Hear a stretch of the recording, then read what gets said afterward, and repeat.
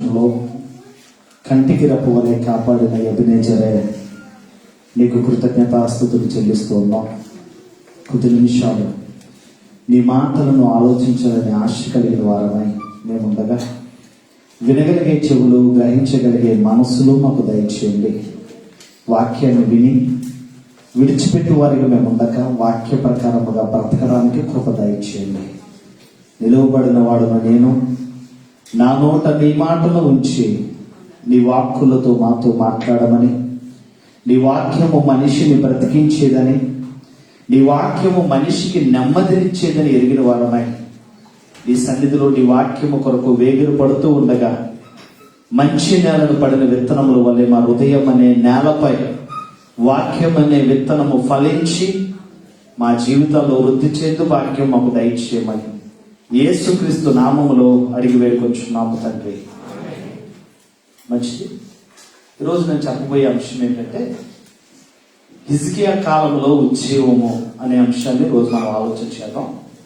హిజ్కియా కాలంలో ఉజ్జీవము అనే అంశాన్ని రోజు మనం ఆలోచన చేద్దాం. భక్తుడైన హిజ్కియా, రాజు అయిన హిజ్కియా, యెరూషలేమును పాలించిన రాజుగా ఆయన గురించి రోజు మనం ఆలోచన చేద్దాం. హిజ్కియా ఎంతమందికి తెలుసు?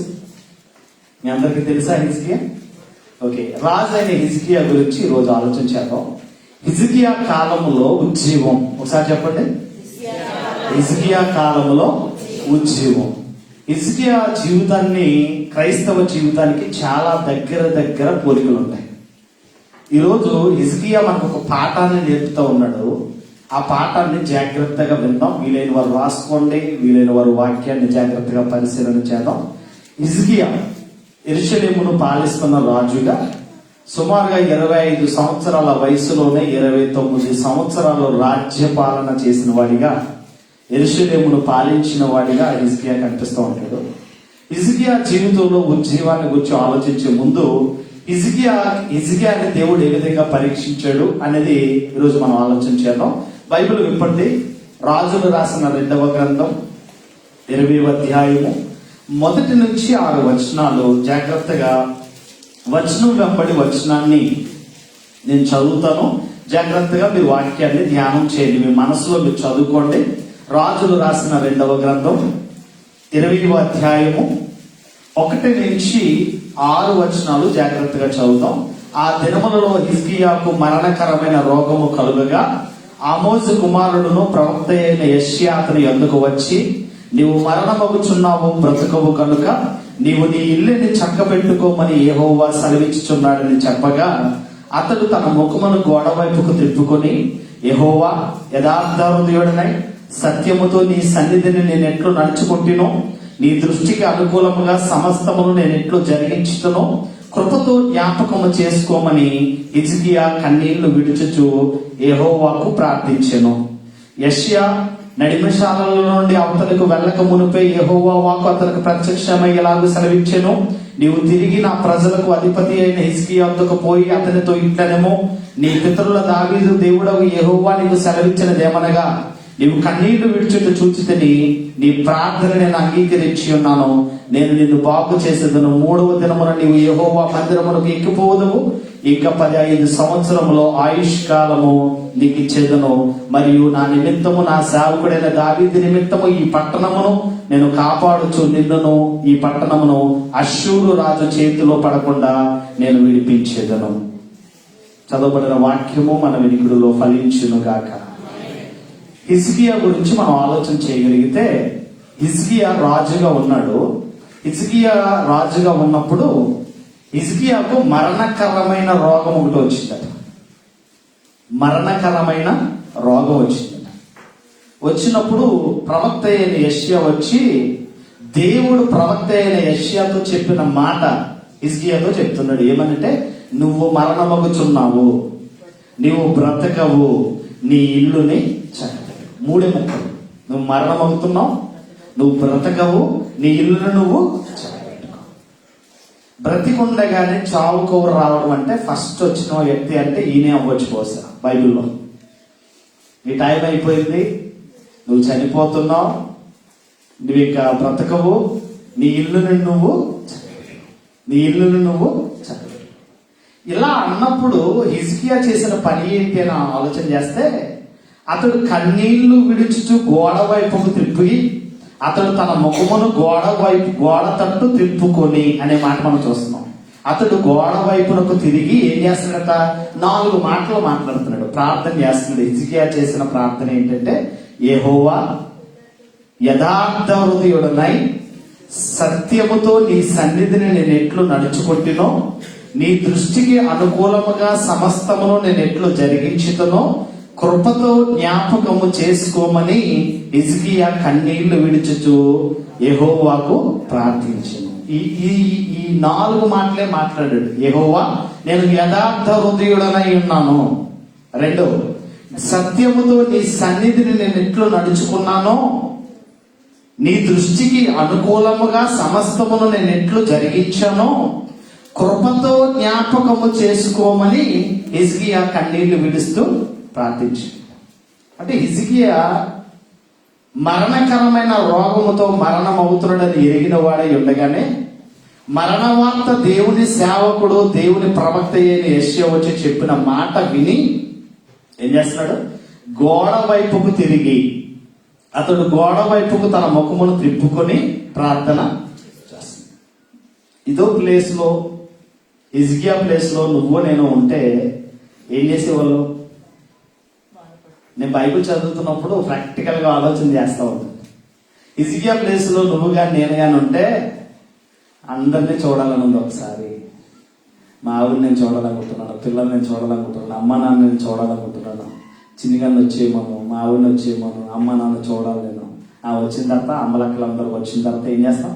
రేపు పెద్దోడా ఇది నీకురా, అమ్మాయి ఇది బంగారం అంతా నీకు, ఇది నీకు, ఇది నీకు, ఇది నీకు, నేను వెళ్ళిపోతున్నాను, నా టైం అయిపోయింది, టంకు పెట్టిన డబ్బులు ఉన్నాయి, పిల్లలు ఇది తీసుకో.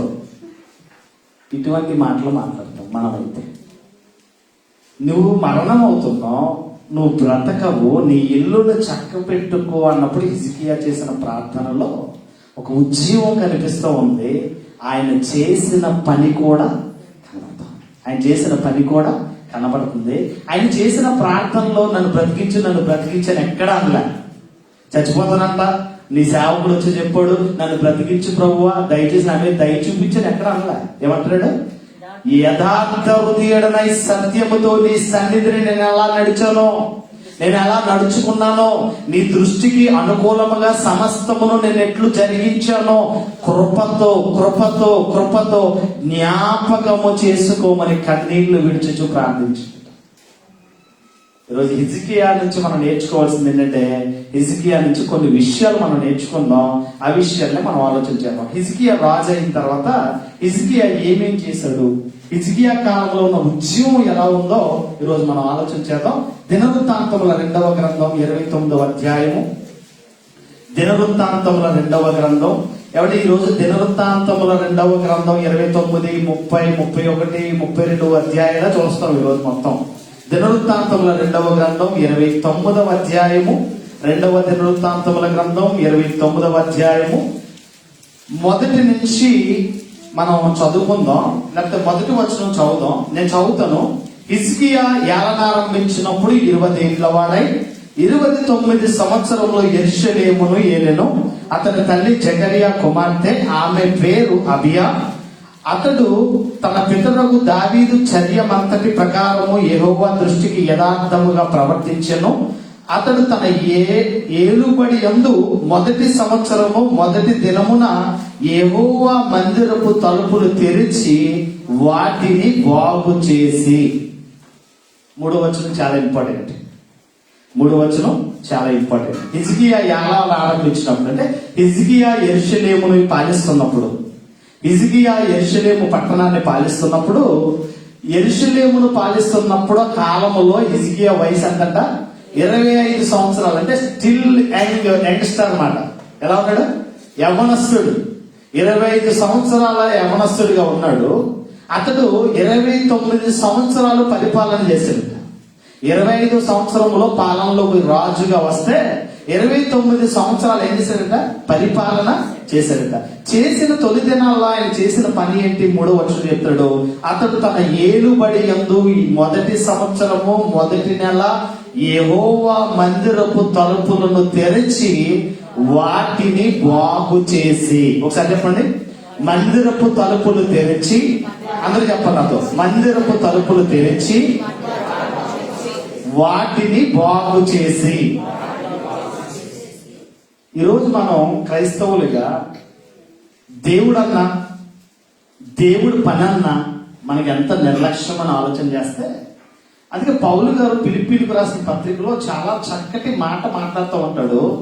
పౌలు గారు ఫిలిప్పీ సంఘానికి రాస్తూ, ఫిలిప్పీలకు రాసిన 2వ పత్రిక 21వ అధ్యాయము 21వ వచనం అనుకుంటా, ఫిలిప్పీలకు రాసిన 2వ పత్రిక, క్రైస్తవ జీవితంలో క్రైస్తవులు నేడున్న క్రైస్తవులు ఎలా ఉన్నారో ఫిలిప్పీలకు రాసిన పత్రిక 2వ అధ్యాయము 21వ వచనంలో, అందరూ తమ సొంత కార్యములనే చూచుకొనుచున్నారు గాని యేసుక్రీస్తు కార్యములను చూడరు. 2:21 ఫిలిప్పీ. అందరూ తమ సొంత కార్యములనే చూచుకొనుచున్నారు గాని యేసుక్రీస్తు కార్యములను చూడరు అని రాసేసి, అందరూ ఏ కార్యాలు ఉన్నారట? సొంత కార్యాలు. సొంత పని అనుకోండి, నువ్వు ఎంతలా ఉంటావంటే అంతలా ఉంటావు, ఎంతలా రెడీ అవుతావంటే అంతలా రెడీ అయిపోతావు, ఎంత స్పీడ్గా చేస్తావంటే అంత స్పీడ్గా చేస్తావు. ఈరోజు చాలా మందిని దేవుడు ఆశీర్వదించాడు. ఆశీర్వదించిన తర్వాత దేవుడు పక్కన పెట్టేశారు చాలా మంది. అందుకే దేవుడు రాయించాడు ఏమని? అందరూ తమ సొంత కార్యములనే చూచుచున్నారు గాని యేసుక్రీస్తు కార్యములను చూడరు అన్నాడు. యేసుక్రీస్తు కార్యాల మీద శ్రద్ధ ఉండదు. అదే నీ సొంత పని అయితే, అదే నీ ఉద్యోగం అయితే, అదే నీ కుటుంబపరమైనదైతే చాలా శ్రద్ధ, చాలా ముందుంటావు, ప్రతి విషయంలో చాలా జాగ్రత్త కలిగిన వాడవై ఉంటావు. అదే దేవుడు పని అంటే ఎంత అశ్రద్ధ, ఎంత నిర్లక్ష్యం. అందుకని అందరూ సొంత కార్యములను చూచుచున్నారు గాని యేసుక్రీస్తు కార్యములను చూడరు. మరి హిజ్కియా కాలంలో ఉద్యోగం ఏంటి? ఆయన మొదటి నెల మొదటి దినమందే దేవుని మందిరమునకు వెళ్ళి యెహోవా మందిరపు తలుపులు తెరిచి వాటిని బాగు చేసి. దేవుడి మీద ఏం శ్రద్ధ ఉందండి? ఈ రోజు ఇలా ఉన్నామంటే అది కేవలము దేవుడి కృపని ఎరిగితే దేవుడి కొరకు ప్రతి ఒక్కరూ ఆలోచన చేస్తారు. 25వ ఏటనే దేవుడు నన్ను రాజుగా నిలిపాడు, ఈ రాజుగా నిలిపిన దేవాతి దేవుడికి నేను కృతజ్ఞత కలిగి ఉండాలి అని దేవుని సన్నిధికి వెళ్ళాడట. మొదట ఎక్కడికి వెళ్ళాడు? దేవుని సన్నిధికి వెళ్ళి దేవుని సన్నిధిలో ఉన్న తలుపులను చూచి ఈ పాడైపోయాయి. ఏమైపోయాయి? పాడైపోయిన వాటిని నేను ఏం చేయాలి? బాగు చేయాలి. క్రైస్తవ జీవితాల్లో నువ్వు దేవుడు సన్నిధి కొరకు, దేవుడి కొరకు, దేవుని పని కొరకు నువ్వు ఆలోచన చేస్తున్నావా? ఈరోజు సూటిగా అడుగుతున్నాను. ఈరోజు పరిశుద్ధాత్మ దేవుడు సూటిగా నీతో నాతో మాట్లాడుతున్నాడు. హిజ్కియా రాజులాగా దేవుని మందిరము పాడైపోతుంటే నీకు ఆవేదన లేదా? దేవుని మందిరం శిథిలా వ్యవస్థకు వెళ్తుంటే నీకు ఆవేదన, ఆ శ్రద్ధ, ఆ భక్తి నీలో లేదా? హిజ్కియా ఏం చేస్తాడట? మొదటి సంవత్సరము మొదటి నెల మొదటి దినమందు యెహోవా మందిరపు తలుపులు తెరిచి వాటిని బాగు చేసి. పునాదులు పాడైపోగా నీతిమంతులు ఏం చేస్తారు అన్నాడు. పునాదులు ఏమైపోయాయి? పాడైపోయాయి. ఆవేదన చెందుతున్నారండి భక్తులు. యెరూషలేము దేవాలయం శిథిలా వ్యవస్థకు వెళ్తుంటే ఏడుస్తున్నాడు నెహెమ్యా. ఏడుస్తున్నాడు, దుఃఖాక్రాంతుడై ఉన్నాడట. దేనికోసం? దేవుడు మందిరం అంటే అంత తపన. దావీదు అంటాడు, నీ సన్నిధిని నేను దుప్పి నీటి వాగుల కొరకు నేను ఆశపడుతుంది, నా ప్రాణం సొమ్మసిల్లిపోతుంది, జీవము గల దేవుడిని దర్శించుటకు నా హృదయం ఆనందంతో కేకలు వేస్తుంది. ఏంటంటే దేవుడన్నా, దేవుడి సన్నిధి అన్నా, దేవుడన్నా ఏంటి? వాళ్ళకున్న మక్కువ ఏంటి? హిజ్కియాలో మనం చూస్తున్నాం. హిజ్కియా దేవుని మందిరపు తలుపులు తెరిచి మందిరమును బాగు చేశాడట. నేను స్తోత్రం కలిగి. దేవుని మందిరం కొరకు ఎవరు ఆలోచన చేయలేదు. అందరూ సొంత పనుల్లో చాలా బిజీ. ఈరోజు నేను చాలా మందిని చూస్తున్నాను. మొదటి వారు కడపటి వారు అయిపోయారు, కడపటి వారు మొదటి వారు అవుతున్నారు. కల్లారా చూస్తున్నాను. ఈరోజు చాలా మంది పాడైపోయారు. భక్తిహీనతలకు వెళ్ళిపోయారు, అవిశ్వాసులుగా మారిపోతున్నారు. దేవుని పని అంటే నిర్లక్ష్య ధోరణులకు వెళ్ళిపోతూ ఉన్నారు. హిజ్కియా నేర్పుతున్నాడు, ఇదిగో దేవుని మందిరపు తలుపులు తెరిచి వాటిని బాగు చేయడంలో ప్రప్రదమైన శ్రద్ధను చూపిస్తున్నాడు. ఈరోజు హిజ్కియాను చూసి దేవుని మందిరం ఎడల మనకు ఒక మక్కువ కావాలి. దేవుని మందిరం అంటే ఏమంటారు మనకి? మక్కువ. మక్కువ అంటే అర్థం ఏంటి? ఇష్టం, ప్రేమ, ఆసక్తి. ఇవి లేకుండా దేవుడి సన్నిధికి రావడం ఉపయోగం లేదు. రెండోది ఆలోచించేద్దాం. ఈయన మొట్టమొదటి పని ఏంటంటే మందిరపు తలుపులు తెరిచి మందిరమును బాగు చేశాడు. మొదటి పాయింట్ ఏంటి? మందిరపు తలుపులు తెరిచి మందిరాన్ని పరిపూర్ణముగా బాగు చేశాడు. రెండో పాయింట్లో వెళ్తే 5వ వచనంలో చూస్తున్నాం. 5వ వచనంలో వారికి ఇలాగూ ఆజ్ఞ ఇచ్చెను, లేవీయులారా నా మాట ఆలకించుడి. ఇప్పుడు మిమ్మల్ని మీరు ప్రతిష్ఠించుకొని మీ పితరుల దేవుడైన యెహోవా మందిరమును ప్రతిష్ఠించి పరిశుద్ధ స్థలములో నుండి నిషిద్ధ వస్తువులన్నిటినీ బయటకు కొనుపోవుడి. నిషిద్ధ వస్తువులన్నిటిని బయటకు తీసుకుని పోండి అంటున్నాడు. అంటే మీరుగా యాజకులుగా ఉన్న మీరు, దేవుని పనివారిగా ఉన్న మీరు, లేవి గోత్రములో యాజక ధర్మాన్ని పాటిస్తున్న ప్రధాన యాజకులుగా, దేవుని పనిలో యాజక ధర్మాన్ని పాటిస్తున్న మీరు, లేవీయులారా నా మాటను ఆలకించండి. ఇప్పుడు మిమ్మల్ని మీరు ప్రతిష్ఠించుకోండి. మీకు మీరు పరిశుద్ధపరచుకోండి. ప్రతిష్ఠించడం అర్థం ఏంటి? పవిత్రపరచుకోవడం. పవిత్రపరచుకోండి, మిమ్మల్ని మీరు పవిత్రపరచుకోండి. పవిత్రపరచుకుని అపవిత్రమైన నిషిద్ధ వస్తువులన్నిటినీ బయటకు తీసుకుని పడవేయండి. తీసుకుపోండి.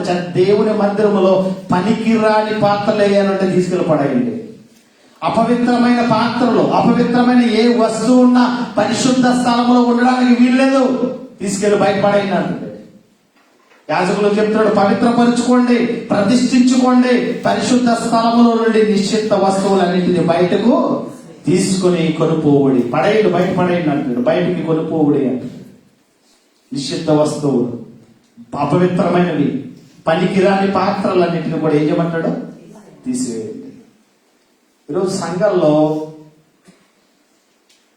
పవిత్రత అనే దానికి ప్రప్రదమైన స్థానం ఉంది. పరిశుద్ధత అనే దానికి చాలా ప్రధానమైన స్థానం ఉంది. దేవుడు అన్నాడు, ఆది కాండం నుంచి ప్రకటన గ్రంథం వరకు ప్రవక్తల ద్వారా, అపోస్తుల ద్వారా మన పితరులందరితో మాట్లాడిన దేవుడు ఏమంటాడో తెలుసా? నేను పరిశుద్ధుడనై ఉన్న ప్రకారం మీరు కూడా పరిశుద్ధులై ఉండండి. పరిశుద్ధులై ఉండండి. పరిశుద్ధతకు ప్రప్రదమైన మెట్టు వేస్తున్నాడు, ప్రప్రదమైన స్థానాన్ని ఇస్తున్నాడు. పరిశుద్ధత లేకుండా దేవుని మనం చూడలేం. పరిశుద్ధత లేకుండా దేవుని మహిమను మనం పొందుకోలేం. పరిశుద్ధత లేకుండా దేవుని ఆత్మను మనం పొందుకోలేం. ఈరోజు పరిశుద్ధపరచుకోండి. యాజకులారా, లేవీయులారా, ఇదిగో లేవీయులారా నా మాట మీరు ఆలకించండి. ఇప్పుడు మిమ్మల్ని మీరు ఏం చేయండి? ప్రతిష్ఠించుకోండి, పరిశుద్ధపరచుకోండి, మిమ్మల్ని మీరు పరిశుద్ధపరచుకోండి అని చెప్పి ఏమంటాడు? మీ పితరుల దేవుడైన యెహోవా మందిరములో ప్రతిష్ఠించి పరిశుద్ధ స్థలములో నుండి పనికిరానివి, అపవిత్రమైనవి, నిషిద్ధ వస్తువులను అన్నిటినీ బయటకు తీసుకుని పోండి. అంటే దేవుని మందిరాన్ని ఏం చేస్తున్నాడు? పరిశుద్ధపరుస్తూ. ఏం చేస్తున్నాడు? దేవుని మందిరం ఎప్పుడు కూడా పరిశుద్ధంగా ఉండాలండి. దేవుని మందిరం ఎలా ఉండాలి? ఎప్పుడు కూడా పరిశుద్ధంగా ఉండాలి. నేను పరిశుద్ధుడును, మీరు కూడా పరిశుద్ధులై. పరిశుద్ధత అనేది ఎక్కడ కనపడుతుంది? చర్చిలోనేనా? దేవాలయం అంటే ఏంటి అసలు? మీ దేహమే దేవుని ఆలయం. మీ ఆత్మ, పరిశుద్ధాత్మకు మీ దేహము దేవుని ఆలయమై ఉన్నదని మీరు ఎరుగరా అనేదంటే అర్థం ఏంటి? మీ దేహమే మీకు మీరుగా. లేవీయులారా మిమ్మల్ని మీరు ప్రతిష్ఠించుకోండి. లేవీయులారా మిమ్మల్ని మీరు ప్రతిష్ఠించుకోండి అంటే మీకు మీరు పరిశుద్ధపరచుకోండి. ముందు పరిశుద్ధపరచుకొని ప్రతిష్ఠించుకొని పరిశుద్ధ స్థలాన్ని పరిశుద్ధపరచండి. పరిశుద్ధ స్థలంలో ఉన్న నిర్దిష్టమైన వస్తువులన్నింటినీ కూడా బయటకు తీసివేయండి. అంటే దేవుని మందిరాన్ని ఏం చేస్తున్నాడు? పరిశుద్ధపరచడంలో ప్రప్రదమైన స్థానాన్ని కేటాయిస్తూ ఉన్నాడు. ఈరోజు క్రైస్తవులుగా మనం దేవుని మందిరంలో ఎలా ఉంటున్నాం? మన బ్రతుకు ఎలా ఉంది? మన విశ్వాస జీవితం ఎలా ఉంది? ఈరోజు మన దేవుడి ఎదుట పరిశుద్ధులుగా, నిర్దోషులుగా బ్రతుకుతున్నామా? మనకు మనంగా ప్రతిష్ఠించుకుంటున్నామా? మనకు మనంగా, ఎవరో చెప్తే కాదు. లేవీయులారా మిమ్మల్ని మీరు ఏం చేయండి? ప్రతిష్ఠించుకోండి, పవిత్రపరచుకోండి అని చెప్తుంటే వాళ్ళు పవిత్రపరచుకుని దేవుని మందిరాన్ని పరిశుద్ధపరిచి దేవుని మందిరములో అపవిత్రమైన వాటి వస్తువులన్నింటినీ కూడా ఏం చేస్తున్నారట? బయట పారవేస్తున్నారట. పనికొచ్చే పాత్రగా ఉన్నావా నువ్వు?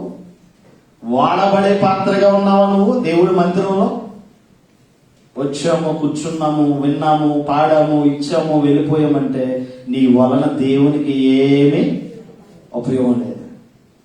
పనికొచ్చే పాత్రగా ఉండాలి. ఎలా ఉండాలి? పనికొచ్చే పాత్రగా, దేవుని పనిలో ఉపకరణముగా, దేవుని మందిరములో ఉపకరణముగా వాడబడాలి.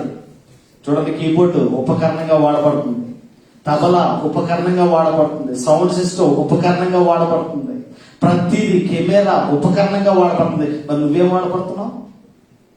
పనికొచ్చే పాత్రమేనా? నిషిద్ధమైన వస్తువుగా ఉన్నావా? నిషిద్ధమైన వస్తువుగా ఉంటే యాజకులారా, లేవీయులారా, నిషిద్ధమైన వస్తువులను బయటకు తీసుకువెళ్ళి పడేయండి. క్రైస్తవ జీవితంలో పనికొచ్చే పాత్రలుగా మార్చబడాలి. దేవుని స్తోత్రం కలుగును గాక. పనికొచ్చే పాత్రగా ఉన్నారో లేదో ఆలోచన చేయండి. దేవుని పనిలో ఆయన తలుపులను బాగు చేశాడట, తలుపులను తెరిచాడట, మందిరమును బాగు చేశాడట. రెండేం చేశాడు? నిషిద్ధమైన వస్తువులన్నిటిని కూడా బయటకు పారవేసి లేవీయులను పవిత్రపరచుకోండి, ప్రతిష్ఠించుకోండి అని వాళ్ళకి చెప్పినట్లుగా మనం చూస్తున్నాం.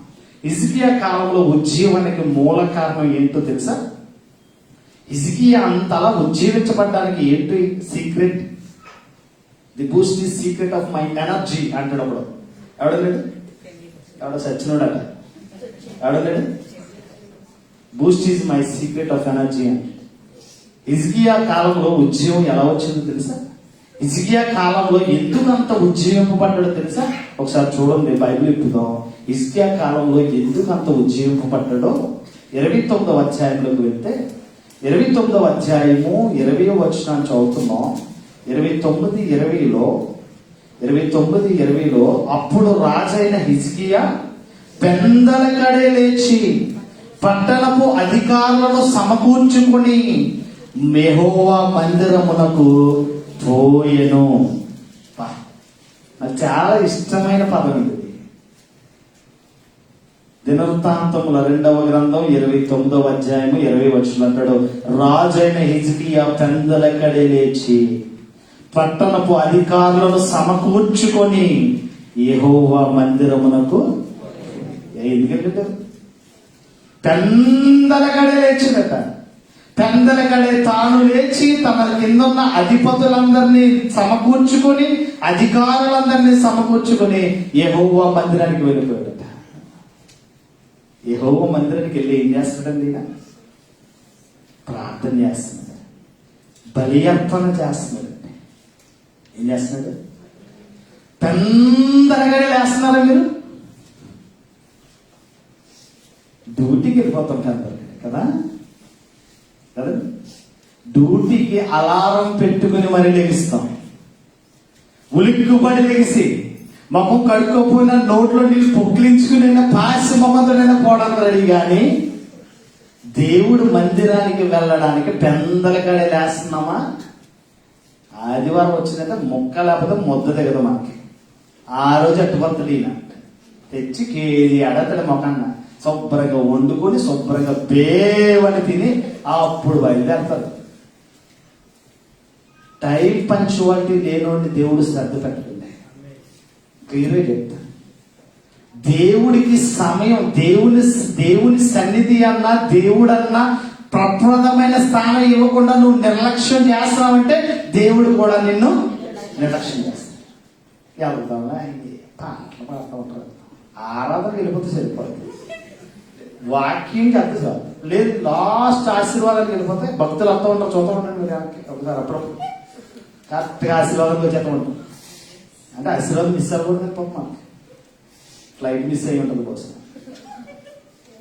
రాజైన హిజ్కియా ఉద్యమం ఎందుకు వచ్చిందంటే ఉదయాన్నే లేస్తున్నాడంట, దేవుడి సన్నిధికి వెళ్ళిపోవాలి. నేను కాదు, నాతో నా అధికారులందరూ రావాలి. అధికారులు వచ్చారంటే ప్రజలు రారా? రాజు వచ్చాడంటే ప్రజలు రారండి. రాజు వచ్చాడంటే ప్రజలు రారా? రాజు వచ్చాడంటే రాజుతో పాటు మంత్రివర్గము, అధికారులు, శాస్త్రాధిపతులు, సైన్యము, ప్రజలు అందరూ కూడా ఎక్కడ రావాలి? అరే రాజుగారు అసలు ఎమ్మెల్యే వచ్చాడు రా అంటే ఆడు ఒక 5 సంవత్సరాలు పాలించే వాడికి ఎంత బిల్డప్ పెట్టాడండి. ఆ రాకముందే ఊరంతా మోజేస్తారు, సున్నాలు వేస్తారు, అయితే సున్నా బ్లీచింగ్ చల్లేస్తారు, అటు ఇటు చల్లేస్తారు, కక్సెట్ పెట్టేస్తారు. ఆడు వస్తారు వచ్చి అలా తిరిగి 1 గంటలో వెళ్ళిపోతుంది. ఆడు వెళ్ళిపోగానే మళ్ళీ పీకెత్తాం మొత్తం. ఆఫ్టర్ ఒక 5 సంవత్సరాలు పరిపాలన చేసే వాడికి ఎంత బిల్డప్ ఉంటే రాజ్యపాలన తరతరాలు కుటుంబ వ్యవస్థలో రాజరికపు పాలనలో ఉన్న రాజులు ఆ కాలంలో ఉన్న వాళ్ళు ఎలా ఉండాలండి? అలా పెందల గడి లేస్తున్నాడంట. రాజు అని హిజ్కియా పెందల గడి లేచి పట్టణపు అధికారులను సమకూర్చుకుని యెహోవా మందిరములకు పోయెను. రాజ్యము కొరకు, పరిశుద్ధ స్థలముల కొరకు, యూదావారి కొరకు పాప పరిహారార్థ బలి చేయుటకై 7 కోడెలు, 7 పొట్టేళ్ళు, 7 గొర్రె మేకలు, 7 మేకపోతులు వాటిని తెచ్చి ఉండేది. కనుక అతడు యెహోవా బలిపీఠము మీద వాటిని అర్పించుడని అహరోను సంతతి వారకు యాజకులకు యాజక ధర్మం మీరే చేయాలి. నేను రాజునే, కానీ యాజక ధర్మం ఎవరు చేయాలి? అహరోను సంతతి నుంచి వచ్చిన యాజకులు, లేవి గోత్రంలో ఉన్న యాజకులు మీరే చేయండి. ఇగో 7 చెప్పులు చేయండి. సంపూర్ణ సంఖ్య 7 సంపూర్ణ సంఖ్య 7 మేకలంట, 7 కోళ్ళంట, 7 మేకపోతులంట. అన్నిటిని కూడా ఏం చేస్తాడట? బలి అర్పణ చేస్తాడట. ఎందుకు? రాజ్యము కొరకు, పరిశుద్ధ స్థలము కొరకు, యోధావారి కొరకు, పాప పరిహారార్థ బలి చేయుటకై. పాప ప్రక్షాళన చేయాలంటే, పాత నిబంధన కాలంలో పాప ప్రక్షాళన చేయాలంటే బలి అర్పణ తప్పనిసరిగా, రక్తం ఖచ్చితంగా చిందించవలసిందే. ఆ రక్తము ద్వారా ఈ పాపపు డోగులన్నీ కడగబడవలసిందే. హిజ్కియా కాలంలో ఉద్యమం ఎందుకంటే ప్రప్రదమైన స్థానాన్ని దేవుడికి ఇస్తున్నాడు. నేను క్లియర్ గా చెప్తాను, బైబిల్ పట్టుకున్న వాడికి నేను చెప్తున్నాను, ఈ రోజు ఉదయకాలాన్ని ప్రార్థనని ఈ పరిస్థితిని మారుస్తాను. నమ్మిన వారి దగ్గర స్తోత్రం చెప్పండి. ఉదయకాలపు ప్రార్థనని ఈ పరిస్థితిని మారుస్తుంది. ఉదయాన్ని ఎంతమంది ప్రార్థన చేస్తాం చెప్పండి? చెయ్యత్తలు ఒకసారి. Very good. చెయ్యత్తలను ఇంకా వెరీ గుడ్. చెయ్యండి, ప్రార్థన చేయండి. రాజు ఏం చేశాడంటే, రాజు గోటి కూడా పని చేయమను, కాలు గోటి కూడా పనికిరాని వాళ్ళం. రాజే ఉదయాన్నే ఏం చేస్తాడట? ఉదయాన్నే లేచి, పెందలగడనే లేచి పట్టణపు అధికారులను సమకూర్చుకొని యెహోవా మందిరమునకు వెళ్ళిపోతాడట. యెహోవా మందిరానికి వెళ్ళిపోతాడట. ఎందుకు? పాప పరిహారార్థ బలులు ఆరాధన జరిగించాలి, ప్రార్థన చేయాలి, పాప పరిహారార్థ బలులు అర్పించాలి. అందుకే రాజు 29 సంవత్సరాలు సస్యశ్యామలముగా పాలించాడు. సస్యశ్యామలముగా పరిపాలన చేశాడు. ఎవరు? హిజ్కియా. హిజ్కియా కాలంలో ఉద్యమానికి కారణం ఏంటి? దేవుడికి ప్రప్రదమైన పీట వేశాడు. నువ్వే ఫస్ట్ నువ్వు ఉండాలి, తర్వాత నేను ఉండాలి. ఫస్ట్ నీకు మహిమ రావాలి, నిన్ను బట్టి నాకు మహిమ రావాలి, నేను నాకు ఘనత రావాలి. అంటే హిజ్కియా కాలంలో ఉన్న ఉద్యమాన్ని మనం జాగ్రత్తగా ఆలోచన చేస్తే, ఆయన మొదటిది మందిరపు తలుపులు తెరిచాడు, వాటిని బాగు చేశాడు. 2, దేవుని మందిరములో ఉన్న నిషిద్ధ వస్తువులన్నింటినీ కూడా బయట పారవేశాడు, లేవీలందరినీ ప్రతిష్ఠించాడు. 3వది ఏం చేశాడు? పెందల కడే లేచి మందిరములకు వెళ్ళాడు. మందిరానికి వెళ్ళి ఏం చేశాడు? పాప పరిహారార్థ బలులను అర్పించాడు, ఆరాధన జరిగించాడు. 30వ అధ్యాయము 1వ వచనం చూస్తే, మరియు హిజ్కియా ఇశ్రాయేలీయుల దేవుడైన యెహోవాకు పస్కా పండుగ ఆచరించుటకై యెరూషలేములో ఉన్న యెహోవా మందిరమునకు రావలసినదని ఇశ్రాయేలీయులందరికీ, యోదావారందరికీ వర్తమానములను ఎఫ్రాయిములను, మనష్షే వారందరికీ పత్రికను పంపెను. పండుగ ఆచరించాలి. పస్కా పండుగ అనేది చాలా పవిత్రమైన పండుగ. ఎప్పుడో వస్తుంది పండుగ. 12 సంవత్సరాలు ఒకసారి పండుగ, పస్కా పండుగ ఆచరించడానికి యేసుక్రీస్తు కూడా వెళ్ళాడు. 12 సంవత్సరానికి. అంటే యేసుక్రీస్తు 33.5 సంవత్సరాల జీవితకాలం ఎలా బ్రతికాడు? 33.5 మీరు ఎలా చెప్తున్నారు? బైబిల్లో మీరు ఎలా చూపించగలరంటే, పస్కా పండుగను బేస్ చేసుకునే యేసుక్రీస్తు 33.5 సంవత్సరాల జీవితకాలం లెక్క కట్టాం. 12వ ఏట పస్కా పండుగ వెళ్ళాడు. హిజ్కియా కాలంలో ఇజ్రాయేలీలందరినీ పస్కా పండుగ ఆచరించడానికి యెరూషలేములో ఉన్న వారందరినీ యెహోవా మందిరములకు రావాలని ఒక పత్రిక పంపడట. అంటే పస్కా పండుగను ఆచరించడానికి అందరికీ కూడా ఏం చేశాడు? ఆహ్వానం పలికాడు. ఎంత మందిని మీరు ఆహ్వానించారండి ఈరోజు దేవుడి సన్నిధికి వెళ్దామని? హలో, దేవుడి సన్నిధికి వెళ్దాం, వస్తావా బ్రదర్, చెల్లి వస్తావా, ప్రార్థనకి వెళ్దాం. ఎంతమందిని ఆహ్వానించారు ఈరోజు దేవుడి సన్నిధికి? Very good. వెనకాల ఒక ఆయన, ఇద్దరిని ఆహ్వానించాను. ఇద్దరు వచ్చారా? ఒక ఆయన వచ్చారు. Very good. ఎంతమందిని ఆహ్వానించారు మీరు? హిజ్కియా కాలంలో ఉద్యోగం కావాలంటే నువ్వే రావడం కాదు, నీతో పాటు ఎవరు రావాలి? తమ్ముడా, షాపింగ్కి వెళ్తాను, వస్తావా? ఆడికి ఎంత పని ఉందో వెళ్ళిపోతాడు. పిల్లలు బట్టలు కొనుక్కోవాలనుకుంటున్నాను, వస్తావా? అబ్బా మేడం, నేను అడిగితాను, వచ్చేస్తానులే అంటది. అంతే, రెడీగా ఉండు అంటది. ఏ స్టేషన్ అడుగుతుంది? ఏ స్టేషన్? అక్కడ డబ్బులే, నేను చూసుకుంటాను. ఆటో డబ్బులు నేనేం నెత్తుందా అంటది. ఏంటంటే ఇది అర్థం కావట్లేదంటే మీరు దేని మీద శ్రద్ధ పెడుతున్నారండి? నేను నవ్వుగా ఉంది కానీ నేను చాలా బాధతో మాట్లాడుతున్నాను ఈరోజు. శ్రద్ధ లేదు. దేవుడి సన్నిధి అన్నా, దేవుడు అన్నా, మీరు ఎంతమందిని ఆహ్వానిస్తున్నారు దేవుడి సన్నిధికి? రాలేని వాళ్ళందరికీ మెసేజ్ పెడతానండి నేను వెళ్ళిపోయిన తర్వాత. రాలేని వాళ్ళందరినీ, అందుకే నేను కెమెరా మ్యాన్ చెప్తున్నాను, ఒక ఫోటోలు తీయండిరా. ఆ ఫోటోలు తీస్తే ఆ ఫోటోలు అందరినీ చూసుకుని ఇంకో పలానా రాలేదు ఈ రోజుల్లో. కొంచెం నాకు మెమరీ లాస్ అయిపోయింది ఈ మధ్య. కొంచెం ఫొటోస్ తీస్తే ఎక్కువ అన్న రాలేదు ఈ రోజు. వెంటనే అన్నకి ఫోన్ చేసి, అన్న ఏమైందన్నా, ప్రార్థన రాలేదు, ఎలా ఉన్నారు, ఆరోగ్యం బాగుందా, క్షేమంగా ఉన్నావా, ఎందుకు రాలేదు, నా డ్యూటీ వల్ల. ఓకే అన్న, వచ్చే వాళ్ళు ప్రార్థనకు రాన్నా అని ప్రతి ఒక్కరిని ఫాలోఅప్ చేస్తున్నాం. ప్రతి ఒక్కరితో మాట్లాడుతున్నాం. ఒక వారం ఒకరు రాలేదంటే సాయంత్రం వెంటనే ఫోన్ వెళ్తుంది వాళ్ళకి. ఇంత పర్టికులర్ గా మేము ఇలా సేవ చేస్తున్నప్పుడు సంఘములో విశ్వాసిగా నీ పాత్ర ఏంటి?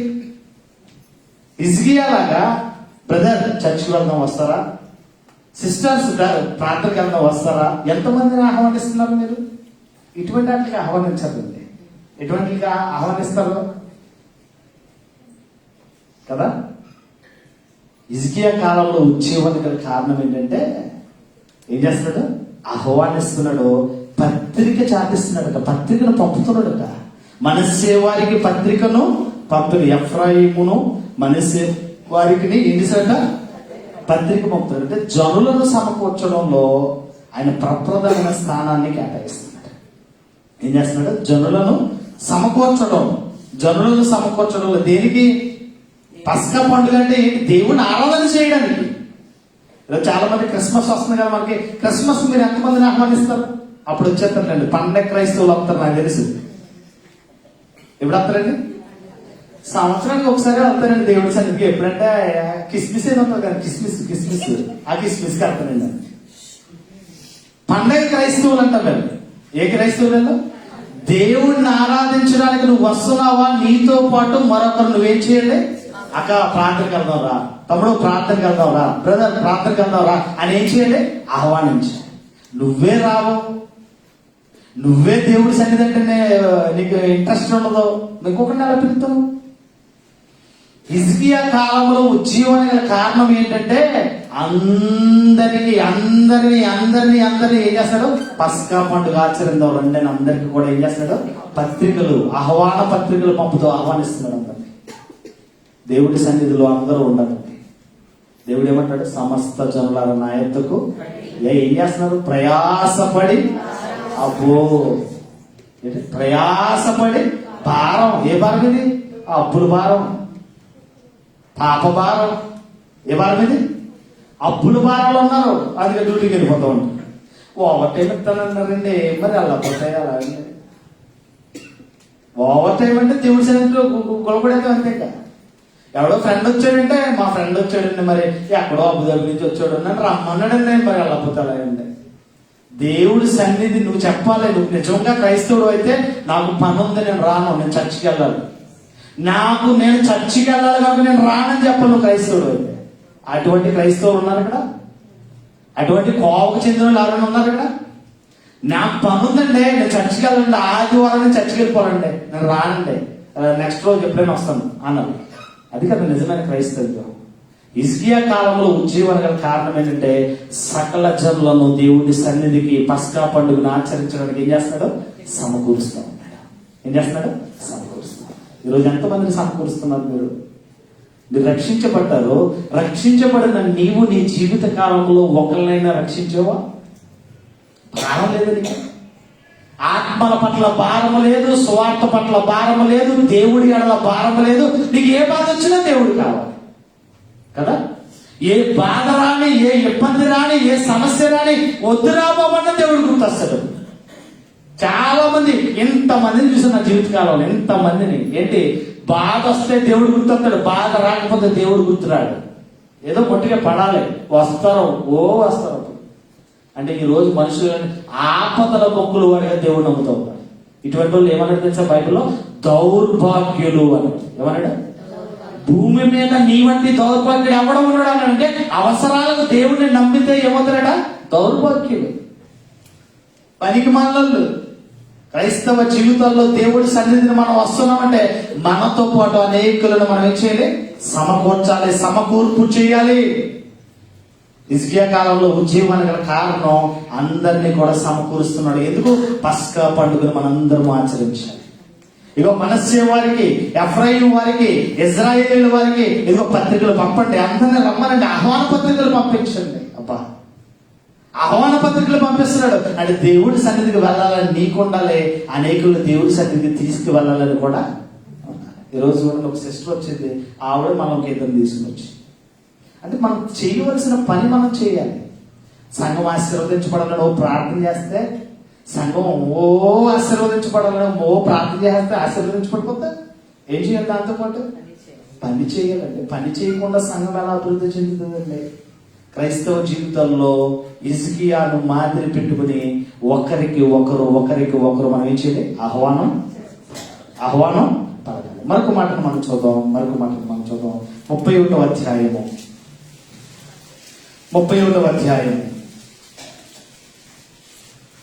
2 నుండి 10 వచనాలంటే దినవృత్తాంతముల 2వ గ్రంథం 31వ అధ్యాయం.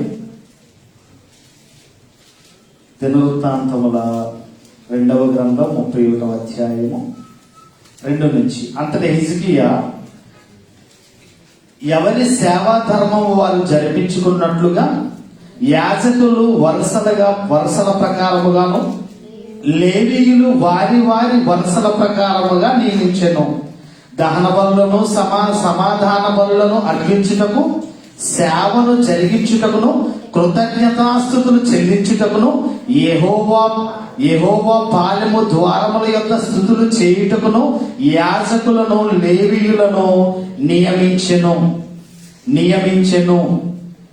మరియు యెహోవా ధర్మశాస్త్రమునందు రాయబడిన విధిని బట్టి జరుగు ఉదయాస్తమయ దహన బలులను, విశ్రాంతి దినములను, అమావాస్యలకు, నియమకాలములను, ఏర్పడి ఉన్న దహన బలులను అర్పించుటకై తమకు కలిగిన ఆస్తిలో నుండి రాజు ఒక భాగము ఏర్పరిచెను.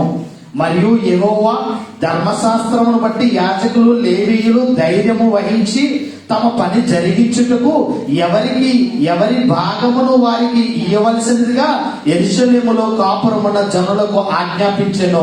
ఆ ఆజ్ఞ వెల్లడి అగుటతోడనే ఇశ్రాయేలీయులు ప్రథమ ఫలములైన ధాన్య ద్రాక్ష రసములను, నూనెను, తేనెను, సస్య ఫలములను విస్తారమైనవి తీసుకుని వచ్చి సమస్తము వాటిలో నుండి 10వ వంతును విస్తారముగా తీసుకొని వచ్చిరి.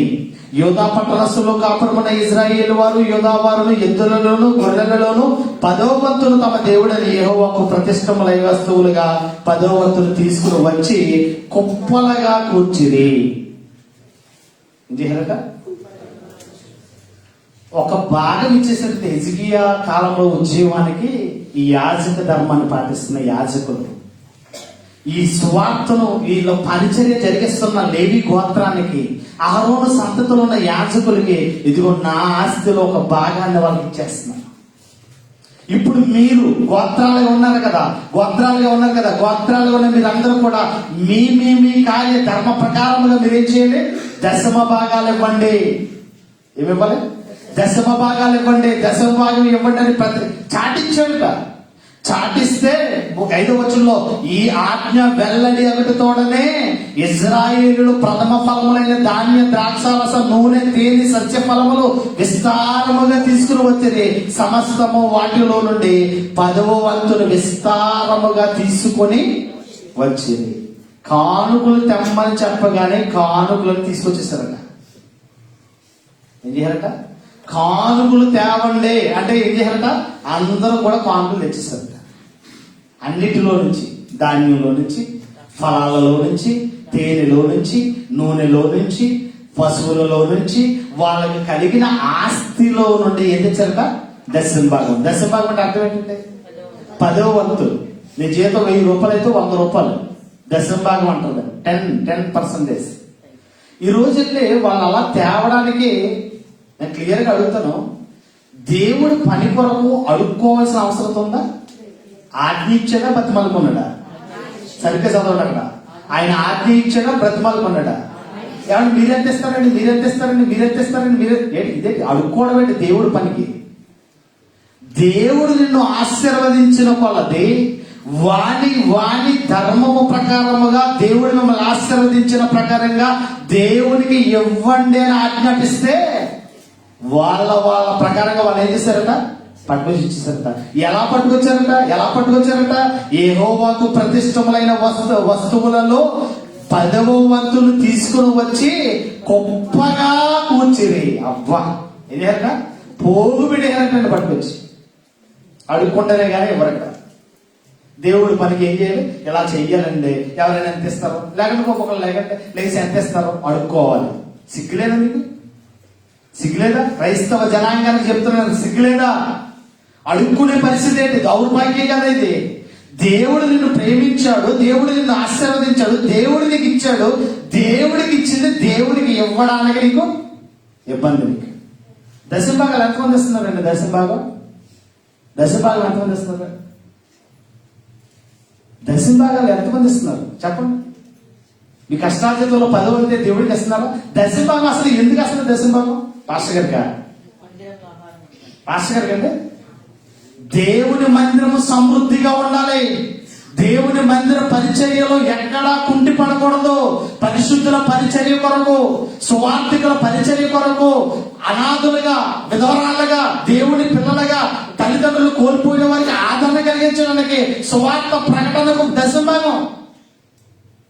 దశంభాగం ఎవరు? పాత నిబంధనల కాలంలో కదండి. ఎవడో అంటాడు ఒక దిక్కుమాలుడు. పాత నిబంధన కాలంలో దశంభాగం కరెక్టే. కొత్త నిబంధన కాలంలో అపోస్తులు అడిగితే ఇచ్చారా, అడగకుండా ఇచ్చారా?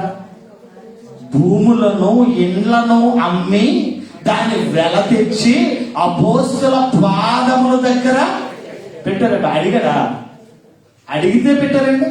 అంటే దేవుడు పనికి అడుక్కోవాల్సిన పరిస్థితి. ఎంత దౌర్భాగ్యం చూడండి. హిజ్కియా కాలంలో ఉద్యమం అనేది కారణం ఏంటి తెలుసా? హిజ్కియా కాలంలో ఉద్యమం కాలం దేవుడి పరిచర్యలో ఎప్పుడు సమృద్ధిగా ఉండాలి.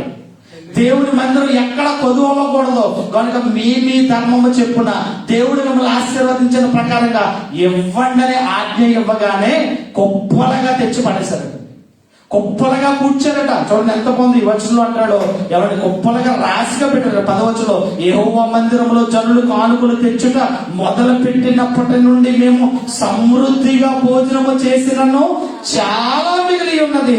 యెహోవా తన జనులను ఆశీర్వదించినందున ఇంత గొప్ప మిగిలినదని రాజుతో ఆశీర్వదించాడండి మమ్మల్ని. అందుకే అట్లా వచ్చేసి చేయండి. ఆశీర్వదించలేదా? నన్ను ఆశీర్వదించలేదు అన్న ఒకసారి చెయ్యొద్దు. ఒకసారి దేవుడు నన్ను ఆశీర్వదించలేదండి, ఏ విధంగా ఆశీర్వదించలేదు అన్న ఒకసారి చెయ్యొద్దండి. దేవుడికి ఇవ్వడానికి మాయిద రోగం. మీకు అడుక్కోవాలి. దేవుడి పనికి అడుక్కోవాలి. ఒకళ్ళు లెగిసి బుక్కించుకుని అమ్మ ఆ రాజుగారంతా, ఆ రాణి గారంతా, మహారాణి గారంతా అంటే రాసుకోవాలట. పులిని చూసి నక్క వాతలు పెట్టుకుందట. పులిని చూసి నక్క ఏం చేసిందట? వాతలు పెట్టుకుందట. ఎందుకు వాతలు పెట్టుకుంది? పులి అలా వెళ్తుంటే అన్ని జంతువులన్నీ చచ్చిపోతున్నాయి. కారణం దాని ఒంటి మీద ఉన్న డాగులే, చారలే, నేను కూడా అలా పెట్టేసుకుంటాను. పెట్టుకుంటే ఏమైంది? మూలిగి చచ్చిందట. ఈరోజు పులుని చూసి ఎవడో ఇచ్చాడు, ఎవడో చేశాడు చేయకండి. దేవుడు మిమ్మల్ని ఆశీర్వదిస్తే దేవుడు పని చేయండి, ప్రార్థన చేయండి అంటే. ప్రార్థన ఈ పరిస్థితిని మారుస్తుంది. అవిశ్వాసం మాకుంది. కాకులతో ఏలియాను పోషించిన దేవుడు మమ్మల్ని పోషించలేడా? దేవుడి పని నువ్వు కాకపోతే మరొకరు లేపుతాడు. అన్య రాజులతోటే దేవుడి పని జరిగించాడు. అన్య రాజులే వచ్చి దేవుడి పని చేశారు. అన్య రాజులే దేవుడి పనికి మేమున్నాం చెయ్యని సపోర్ట్ ఇచ్చారు. చెయ్యడానికి మనుషుల సహాయం కాదు ఇక్కడ కావాల్సిందే, దేవుడి సహాయం. గొప్పలుగా రాసులుగా పూడ్చారట దశంభాగాలు పట్టుకొచ్చి. దశంభాగం పట్టుకొచ్చి నాకెమ్మని నాట్లే. దేవుడి పని ఎక్కడ కుంటుపడద్దు, దేవుడి పనికి ఎక్కడ ఆటంకం కలిగించద్దు. దేవుడు మిమ్మల్ని ఆశీర్వదించాడు, ఇవ్వడం నేర్చుకోండి. ఇచ్చినన్ను శోధించండి, ఆకాశ వాక్యం విప్పి పట్టజాలంత ఆశీర్వాదాలతో ఆశీర్వదిస్తానన్న దేవుడు. ఇచ్చిన వాడు ఆశీర్వదించబడతాను. మేము చూస్తున్నాం లైవ్ లో. ఇచ్చిన వాడు అంటే ఇవ్వలేనుడు పరిస్థితి, ఇవ్వలేని వాళ్ళు కూడా ఆశీర్వదించబడ్డారు. ఇవ్వలేని వాళ్ళు కూడా దేవుని గ్రంథములో సువర్ణక్షరాలతో రాయబడ్డారు. పేద విధురాలు ఏమిచ్చిందండి? దశభాగం ఇచ్చిందా? పేద విధురాలు ఏమిచ్చిందండి? జీవనమంతా వేసిందట. జీవనమంతా 2 కాసులు అవే ఉన్నాయి. ఏ రేపు ఏం జరుగుతుందో దేవుడు చూసుకుంటాడు. ఆకాశ పక్షులు పోషించిన దేవుడు నన్ను పోషించడా? ఆకాశ పక్షులు పోషించిన దేవుడు నన్ను పోషించడా? కాకులను పోషించిన దేవుడు నన్ను పోషించడా? దేవుడు ఉన్నాడు, యెహోవా ఈరే అని వేసింది. మీరందరూ మీకు కలిగిన దానిలో నుండి తీసేశారు. ఇగో ఈమె జీవనమంతయు సువర్ణక్షరాలతో ఈ భూమి ఆరిన నేల ఉన్నంత వరకు పేద విధవరాల కొరకు మాట్లాడుతూనే ఉండొచ్చు. దేవుడు ఆశీర్వదిస్తే దేవుడికి ఇవ్వండి. ఇచ్చేది ఉసూరుమంట ఇవ్వకండి. ఎలాగా ఇచ్చేది?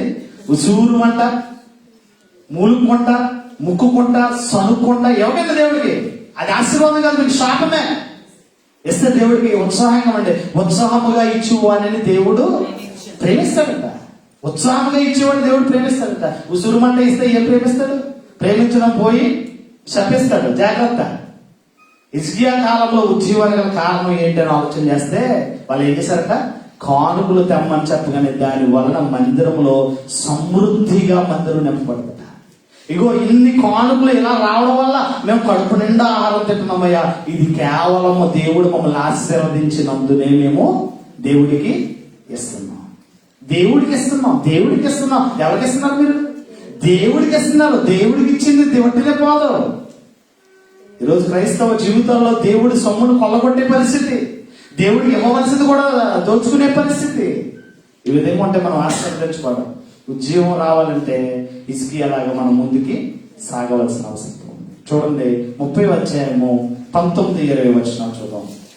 దినవృత్తాంతంలో 2వ గ్రంథం 30వ అధ్యాయము 19-20 వచనంలో పరిశుద్ధ స్థలముల యొక్క శుద్ధీకరణ చెప్పున తను పవిత్రపరచుకొనుటకే తన పితరుల దేవుడైన యెహోవాను ఆశ్రయించిన మనసు నిలుపుకునిన ప్రతి వాని నిమిత్తము దయగల యెహోవా ప్రాయశ్చిత్తము చేయును కాకని ప్రార్థింపగా యెహోవా హిజ్కియాకు చేసిన ప్రార్థన అంగీకరించి జనులను స్వస్థపరిచెను. హిజ్కియా ఏం చేస్తాడు? అయ్యా నన్ను పవిత్రపరచు, నా ప్రజలందరినీ కూడా నన్ను పవిత్రపరచు. మొట్టమొదట నా ప్రజలందరినీ ఏం చెయ్యి? పవిత్రపరచు. అలా ప్రార్థన చేసి ఏమంటాడు? జనుల పొరపాట్లను ఒప్పుకుంటున్నాడు. నేను చేసిన పాపం, నా పితరులు చేసిన పాపం, నా జనులు చేసిన పాపం ప్రాయశ్చిత్తము కలిగించి. ఏం కలిగించి? నేను చేసిన పాపం, నా జనులు చేసిన పాపాన్ని బట్టి అయ్యా నా అపరాధములు క్షమించు, నా జనుల అపరాధములు క్షమించు, నా పొరపాట్లు క్షమించు, నా జనుల పొరపాట్లను కూడా క్షమించు అని ప్రార్థన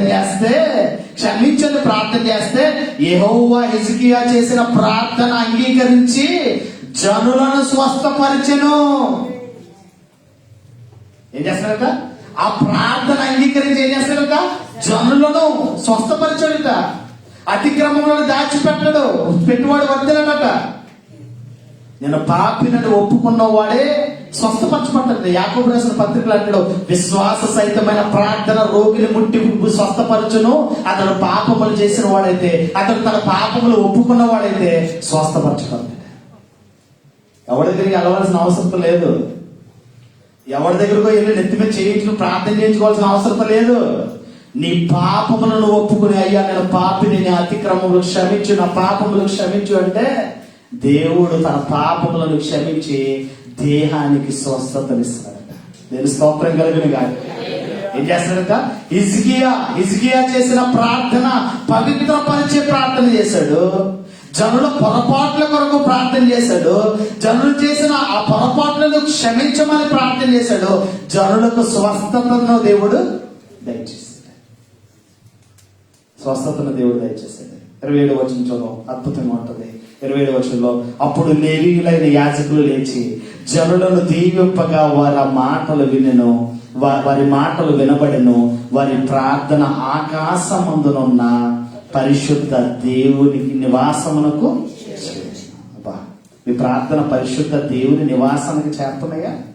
యాజకుల దీవెనలు, యాజకుల ప్రార్థన, వారి ప్రార్థన, వారి దీవెనల వలన వాళ్ళ ప్రార్థనలు ఎక్కడికి చేరుతున్నాయట? పరలోకానికి చేరుతున్నాయట. ఆ ప్రార్థన పరలోకానికి చేరుతుంది, యాజకులు చేసే ప్రార్థన. హిజ్కియా కాలంలో యాజకులను ప్రప్రదమైన స్థానం ఇచ్చాడు. దేవుడి పనికి ప్రప్రదమైన స్థానం ఇచ్చాడు. దేవుడి సన్నిధికి ప్రప్రదమైన స్థానం ఇచ్చాడు. దేవుడి సన్నిధి పరిశుద్ధంగా ఉండాలని దేవుడు కోరుకున్నాడు. ఇదిగో ప్రజల కొరకు పాప పరిహారార్థములు ఇచ్చాడు. ఇదిగో పస్కా పండుగ ఆచరించడంలో సమస్త జనులను ఏం చేశాడు? ఒక చోటకు సమకూర్చాడు.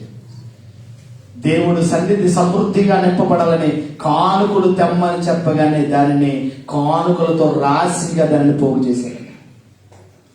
యాజకుల ప్రార్థన, వారి దీవెనల వల్ల పరలోకం వెళ్ళిందట ప్రార్థన. యాజకుల ప్రార్థన, యాజకుల దీవెనల వల్ల ఎక్కడ వెళ్ళిందట ప్రార్థన? పరలోకానికి చేరిందట. ఈరోజు హిజ్కియా కాలంలో ఉన్న ఉద్యోగం నీకు నాకు ఉందా? హిజ్కియా కాలంలో ఉన్న ఉద్యోగం నీకు నాకు ఉందా? హిజ్కియా కాలంలో ఆయన ఏం చేశాడట? పెందల కడనే లేచాడట. ఏం చేశాడట? పెందల కడనే లేచి ఏం చేస్తాడట? పెందల కడనే లేచి అధికారులను సమకూర్చి దేవుని మందిరానికి వెళ్తాడట. దేవుని మందిరానికి వెళ్తాడట. ఈ పరిస్థితి అలా ఉంది ఈరోజు. హిజ్కియా కాలంలో ఉన్న పరిస్థితి నీలో ఉందా? ఒకసారి మోకరిద్దాం, దేవుని సన్నిధిలో గోచారుదాం. దేవుడు ఇచ్చిన అవకాశాన్ని, హిజ్కియా కాలంలో ఉన్న ఉద్యోగం నాకు కూడా దయచేయాలి. నువ్వు మరణమవుతున్నావు, నువ్వు బ్రతుకోగలక నీ ఇల్లుని చక్క పెట్టుకోవాలి. కానీ అతడు యథార్థ హృదయుడై గోడ వైపుకు తల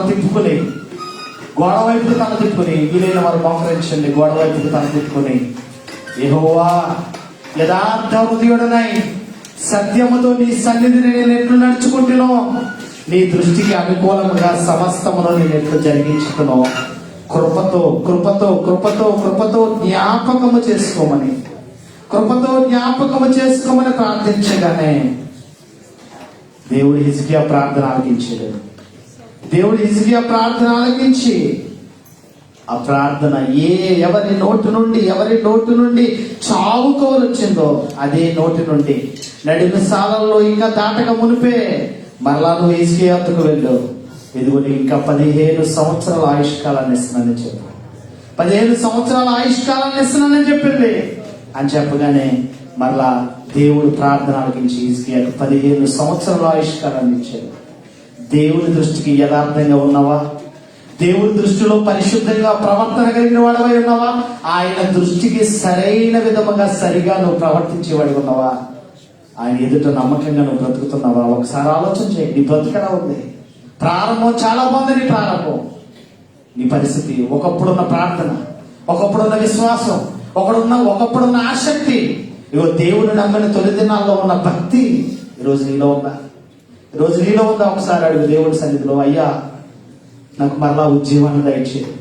నేను పాపిని, ఎన్నో మార్లు తొలగిపోయాను, ఎన్నో మార్లు నేను త్రొట్టిల్లిపోయాను, ఆ ఉద్యోగాన్ని నాకు దయచేయని నోరు విప్పి దేవుడిని అడగండి. హిజ్కియా కూడా ఉద్యోగం నాకు దయచేయి. నీ మందిరం వేయడం నాకు మక్కువ కావాలి. నీ మందిరం అంటే నాకు చాలా ఇష్టం అని చెప్పడమే కాదు, ఆ ఇష్టాన్ని పరిపూర్ణంగా చూపించే కృప దయచేయమని దేవుడి సన్నిధిలో అడుగుదాం. ప్రతి ఒక్కరు నోరు విప్పి దేవుడి సన్నిధిలో గోజాడుదాం. నీ వాత్సల్యము, నీ బాహుల్యము, నీ కృప కనికరము చూపించుము. నీ వాత్సల్యము, నీ బాహుల్యము, నీ కృప కనికరము చూపించుము. పాపము చేశాను, దోషినై ఉన్నాను, పాపము చేశాను, దోషినై ఉన్నాను, తెలిసి ఉన్నది నా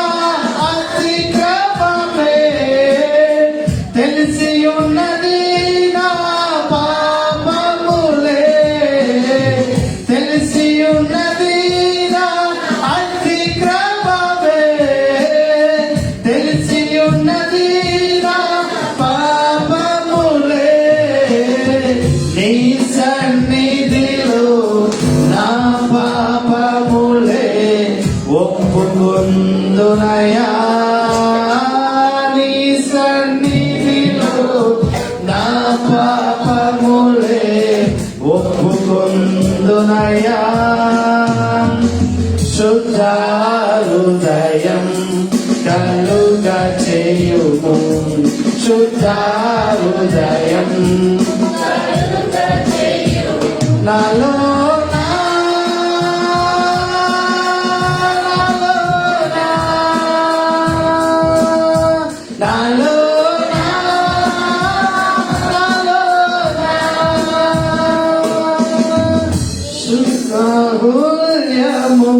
నీ కృప కనికరము చూపించుము నీ వాత్సల్యము నీ బాహుల్యము నీ కృప కనికరము చూపించు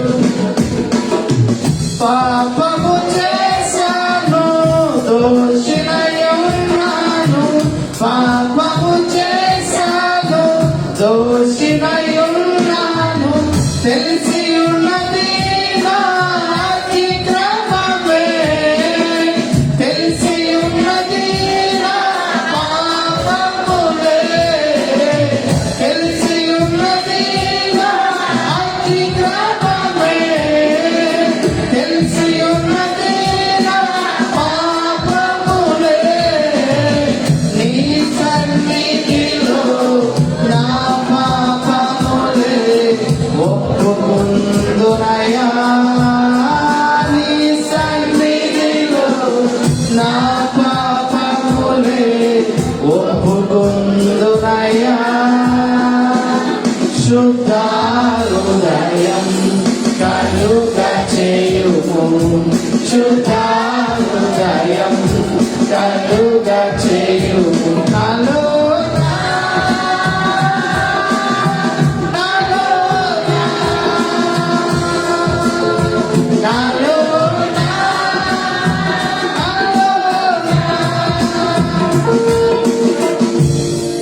పరిశుద్ధుడు ప్రేమ కలిగిన తండ్రి హిజ్కియా కాలంలో ఉజ్జీవనమే వెలుగు అయ్యా మొదటి నెల మొదటి దినము మొదటి సంవత్సరము మొదటి నెల మొదటి దినమందు యెహోవా మందిరపు తలుపులు తెరిచి వాటిని బాగు చేసేది నీ మందిరం అంటే మాకు మక్కువ కావాలి నీ మందిరం అంటే మాకు తృష్ణ కావాలి దుప్పి నీటి వాగుల కొరకు ఆశపడినట్లుగా యెహోవా మందిరమును చూడవాలని ఆశ కలిగిన వాళ్ళమై మా ప్రాణం సమస్యపోతుంది దావీదు భక్తులు మాట్లాడుతూ ఉన్నది భక్తిహీనుల గుడారంలో నివసించుట కంటే నా దేవుని మందిర ద్వారమునంత నేనుండుట నాకు ఇష్టము ఈ మందిరం అంటే మాకు మక్కువ కావాలి అందరూ అందరూ అందరూ అందరూ తమ సొంత కార్యములనే చూచుకుంటున్నారు కానీ యేసుక్రీస్తు కార్యములను చూడాలని వ్రాయబడిన మాట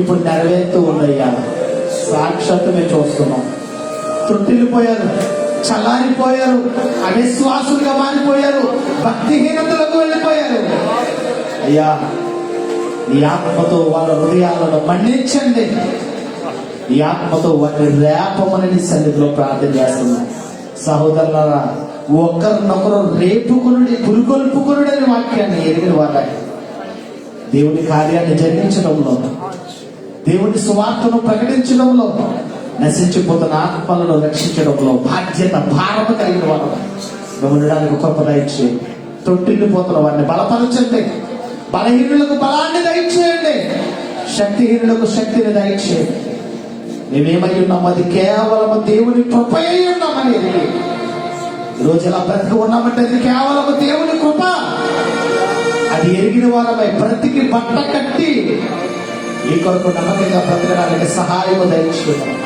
హిజ్కియా కాలంలో ఉన్న ఉజ్జీవాన్ని మాకు కూడా దయచేయమని చల్లారిపోయిన పరిస్థితిలో ఉన్న మమ్మల్ని పరిశుద్ధాత్మ ప్రేరణతో రేపి ఆత్మ అనే మంటతో మమ్మల్ని మండించుకోండి ఈ వాక్యంతో మమ్మల్ని బలపరచమని సన్నిధిలో ప్రార్థన చేస్తూ ఉన్నాం.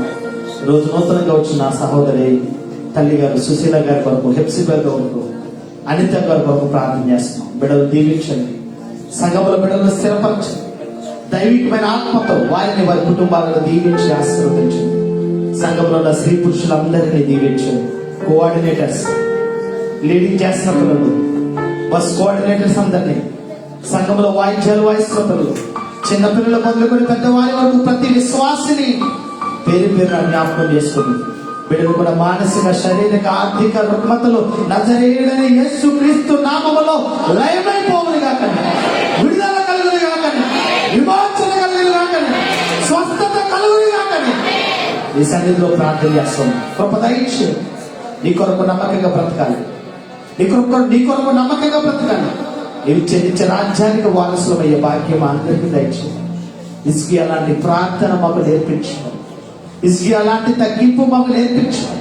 ఇసుకి అలాంటి సమర్పణ మాకు నేర్పించండి. ఈ కృపలో మమ్మల్ని బలపరిచి స్థిరపరచమని నీ కొరకు నమ్మకంగా బ్రతికే భాగ్యం మా అందరికీ దయచేసి ఎత్తబడిన వాక్యము మా వినికుడులో ఫలించి 30దంతులుగా 60దంతులుగా 100దంతులుగా ఫలించి నూతన ఆత్మల చేత సంఘము క్షమాభివృద్ధి కలిగింది. నీ మహిమ కొరకు సంఘాన్ని వృద్ధి చేయమని సంఘంలో ఉన్న బిడ్డలందరినీ దీవించి ఆశీర్వదించమని మా ప్రభువు మా రక్షకుడైన యేసుక్రీస్తు నామములో వేడుకొచ్చున్నాము తండ్రి. మన తండ్రి అయిన దేవుని యొక్క ప్రేమయు, కుమారుడైన యేసుక్రీస్తు కృపయు, పరిశుద్ధాత్మిక అన్యోన్య సహవాసము సమాధానము గాస్పెల్ ఆఫ్ గ్రేస్ మినిస్ట్రీపై, సకల పరిశుద్ధులపై, ప్రపంచ దేశాలన్నిటిపై, ప్రార్థనలు ఎక్కిమించిన ప్రియమైన సహోదరులందరిపై దేవుని కృప సదాకాలము మనకు తోడైయుండును గాక. ఆమేన్. యేసు రక్తమే, ప్రభు యేసు రక్తమే, ప్రభు యేసు నామమున సంపూర్ణ విజయము, అపవాది క్రియలు అంత నాశనము కలుగును గాక. ఆమేన్. ఆమేన్.